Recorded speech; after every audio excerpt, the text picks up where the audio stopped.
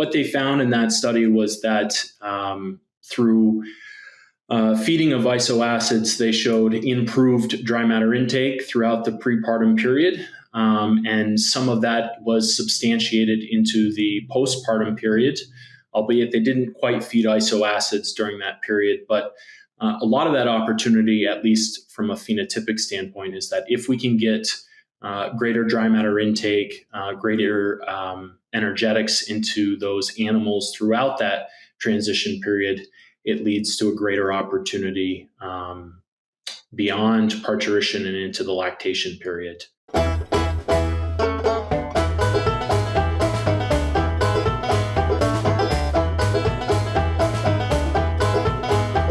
So hello everyone, this is Luis Ferreira with the Dairy Nutrition Blackbelt Podcast. And today we will be discussing a lot about the importance of isoacids, especially during the transition period. And to talk about this important topic with us, we have Dr. Andrew LaPierre, Dairy Technical Specialist with Zinpro Corporation. Andrew, thank you so much for joining us for this discussion. But before we enter into this very important topic, tell us a little bit about yourself. Thanks, Luis, for having me. So I started out very early roots, grew up on a dairy farm that's still in operation, and spent some time in graduate school working with Dr. Mike Van Amberg, Dr. Jim Drakely, and most recently joined Zinpro last year with the opportunity to give some experience in fiber kinetics, rumen function, and isoacid feeding. Unlock whole herd performance with Zinpro IsoFerm. This one-of-a-kind technology enhances rumen performance and advances efficiency by directly feeding the rumen microbes. What's the result? Decreased dry matter intake, increased energy-corrected milk, better feed efficiency, and a herd that is better equipped to navigate the stress of lactation phases and seasonal change. Learn more at zinpro.com/isoferm. Tell us more about isoacids. Why are those so important for dairy nutrition? Sure. So you've had a great slew of people come on and talk a little bit about it, but as a refresher, some of these isoacids, which are fermentation end products of branched chain amino acid degradation in the rumen, are prerequisite nutrients for some of our fiber digesting bacteria.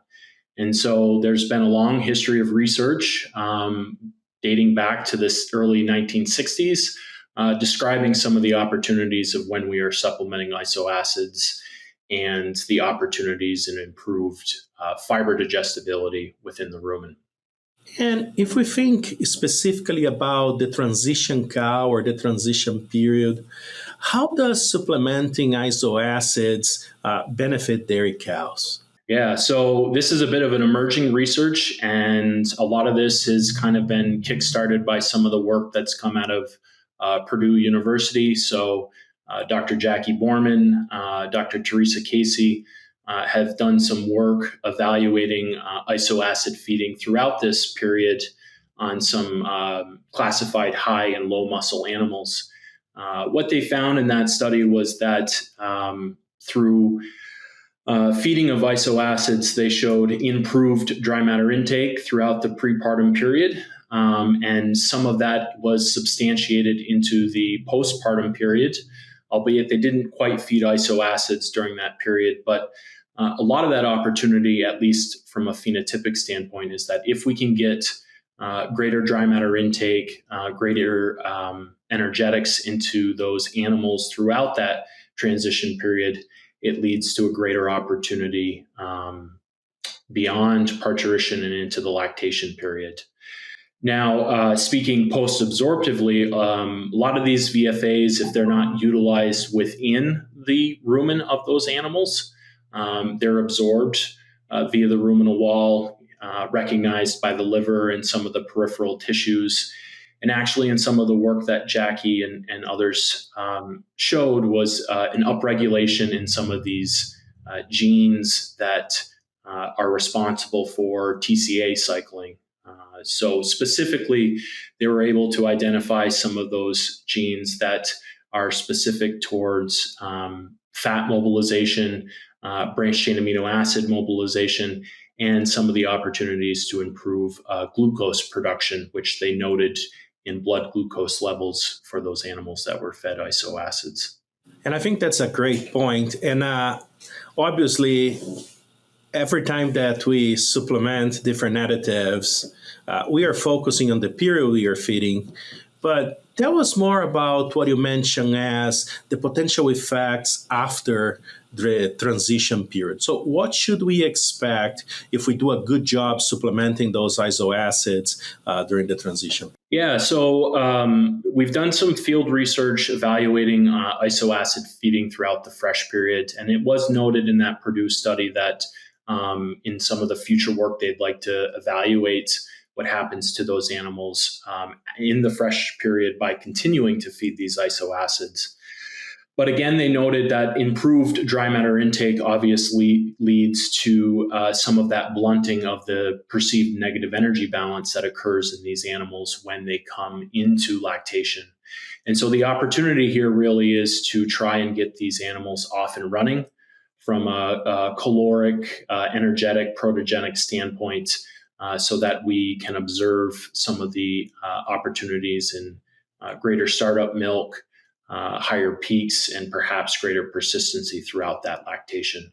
So it's really just an opportunity to give some improvements, again, in fiber fermentation throughout that period. We don't want to disregard that at the end of the day, these are requirements for some of these bacteria within the rumen. But there seems to be some added benefits, at least post-absorptively, where we're recognizing some opportunities that lead to a greater response throughout the lactation period. Introducing Ultrasorb R3.0, Volac's comprehensive and complete solution to reduce the negative impact of naturally occurring toxins on ruminants. Ultrasorb R3.0 is a species-specific product designed to mitigate the effects of specific mycotoxins in the gastrointestinal tract of ruminants. Ultrasorb R3.0 also offers lipopolysaccharides binding capabilities. Endotoxins such as LPS can contribute to inflammation in ruminants, with energy partitioned to mount an immune response instead of production. Learn more about Ultrasorb R3.0 at volac.com. So, said that, what are the potential economic benefits that the dairy farmers could expect if they decide to use that for their cows? Yeah, so, under the theory that we're improving ruminal fermentation by supplementing some of these nutrients, the idea is that we can gain greater microbial flow out of the rumen, may lead to some opportunities where we can supply a greater proportion of our protein to the animal from the actual rumen itself. And so there's opportunities here to perhaps reformulate these diets. I know there's a large emphasis on trying to maintain a certain threshold of metabolizable protein during the transition period. And we want to strive to get that at a sufficient level. But provided that we're able to support greater microbial flow out of the rumen, there's some opportunities perhaps to rebalance these diets with a little more emphasis on ruminal fermentation to really leverage some of that microbial flow. And so some of our rumen escape or bypass sources, we may not need to be as reliant on these types of ingredients, and it may lead to an opportunity in reduced feed cost as a result. Absolutely. Wow, I think that was a great overview. Obviously, I think that there are not only a lot of good opportunities related to feeding isoacids, but it looks like we also have a lot of opportunities to learn more as we continue to feed them. So, Andrew, thanks again for joining the podcast today. I think people at home will truly enjoy seeing all this information and hopefully applying some of this information with their herds. You at home, thank you so much for joining our podcast. We appreciate having you, and I hope to see you soon. Hey everyone, we are always searching for the latest and greatest research to share weekly. If you have a dairy nutrition related research trial and would like to come on the show and share it with us, feel free to email the details of your research to hello@wisenetics.com. Thank you and hope to see you soon.